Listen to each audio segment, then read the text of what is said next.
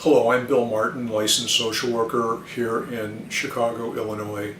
Like perhaps most other Americans, I'm riveted by the accusations of sexual assault by Dr. Christine Ford against Supreme Court nominee Brett Kavanaugh.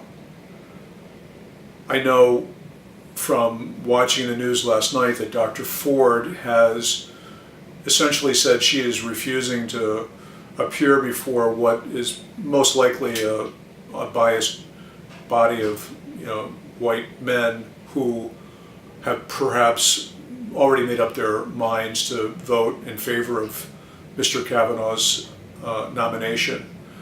I applaud her for her courage in defying this group and her call for an investigation, a more responsible and thorough evaluation of her accusation so that it can be corroborated or refuted. This, as people have talked already, this is both beneficial to Mr. Kavanaugh if in fact it does not support her accusations of sexual assault, and as importantly beneficial to Dr. Ford in that it might be able to corroborate what she is claiming happened.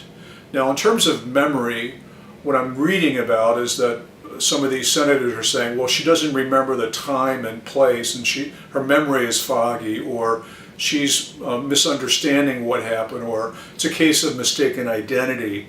Now, I know that trauma has a huge impact both psychologically on a human being as well as physiologically. And the physiological impact is perhaps most important here, because what happens when somebody is traumatized, especially a young 15-year-old girl who is being the victim of sexual assault, the brain basically produces a ton of chemicals which disrupt the ability for those memories to be consolidated effectively. So what happens is that the details, like the time and date and place, they may be foggy, but the actual experience of what happened, as she's described quite eloquently and clearly, she was forced on a bed. Mr. Kavanaugh allegedly was trying to remove her clothing. He put his hand over her mouth. These are all things that a trauma survivor typically would remember from such an event. So the science is very good. I'm going to provide some links, but I'll mention one link right now, www.jimhopper.com. Dr. Hopper is a Harvard psychologist who has done tremendous work in consolidating all the relevant trauma-related research about memory and how the brain stores trauma memory in a special way.